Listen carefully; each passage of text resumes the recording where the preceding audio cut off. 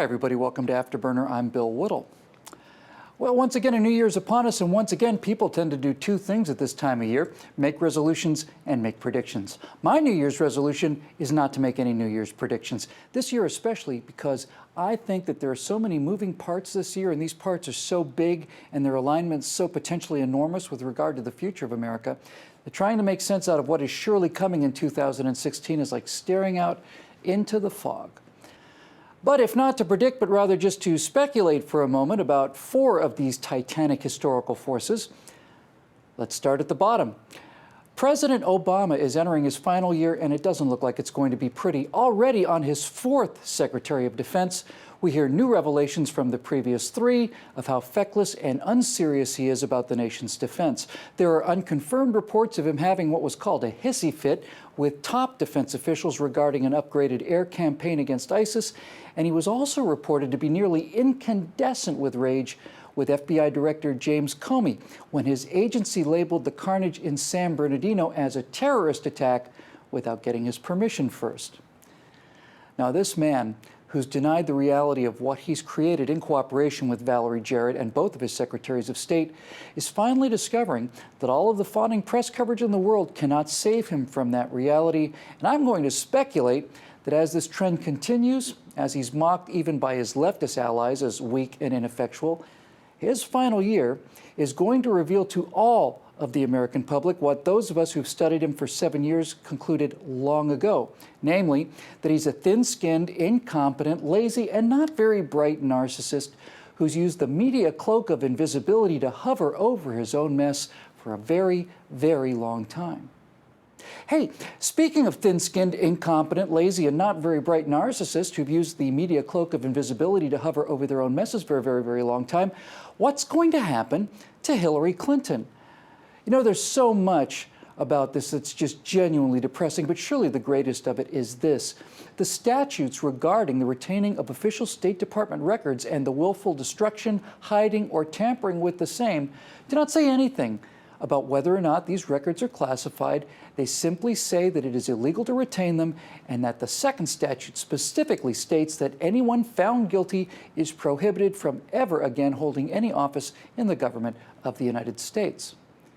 Look, there's simply no question whatsoever that Hillary Clinton has committed scores, if not hundreds, of violations of these statutes. So the question for 2016 is, will her friends in the media be able to continue to cover this up? And more importantly, what will Obama's Justice Department do when the FBI, hey, there's that stubborn James Comey again, messing everything up by attempting to do his job. What happens when the FBI finally brings in its bulging case of evidence against Hillary Clinton?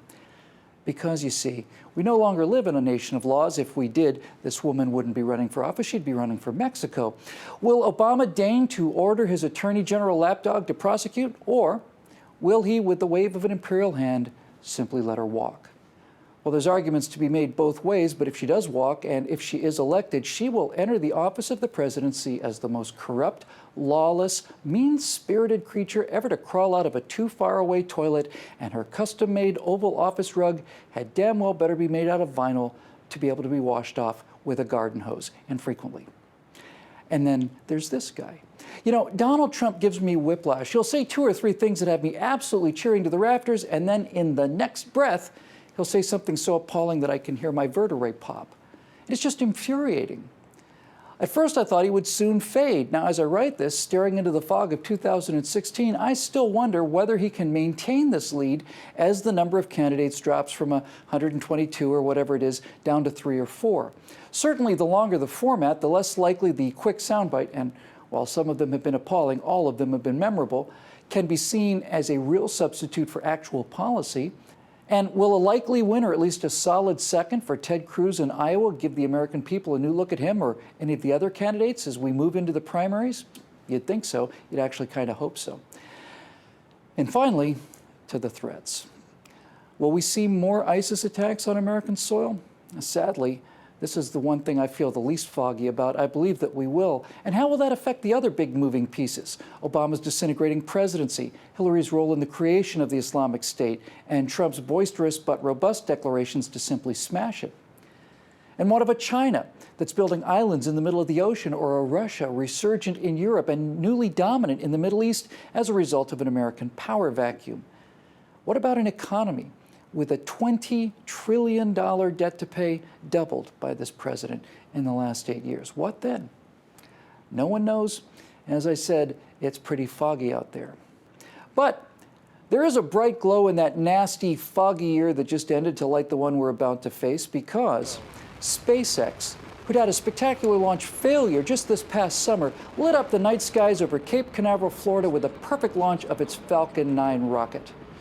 Up she went, up into the cloudy skies, and then, for the first time ever, that golden light could be seen coming down again, not in a fireball, but balanced like a pencil on a fingertip to make an absolutely perfect, absolutely breathtaking landing to usher in what some have called One Giant Leap 2.0. It was spectacular. Now look, it's still going to take some getting used to for this Apollo kid to see mission controllers in t-shirts. Some of them look like they're 11. But after it happened, they all started to do this.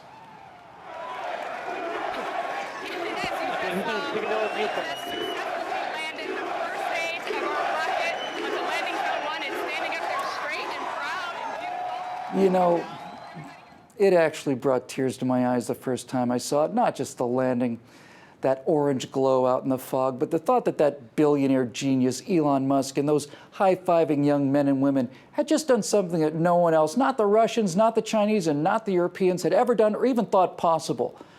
And that they were not just proud of themselves, they were proud of their country. That's a light in the fog for even the most worried of us to steer by.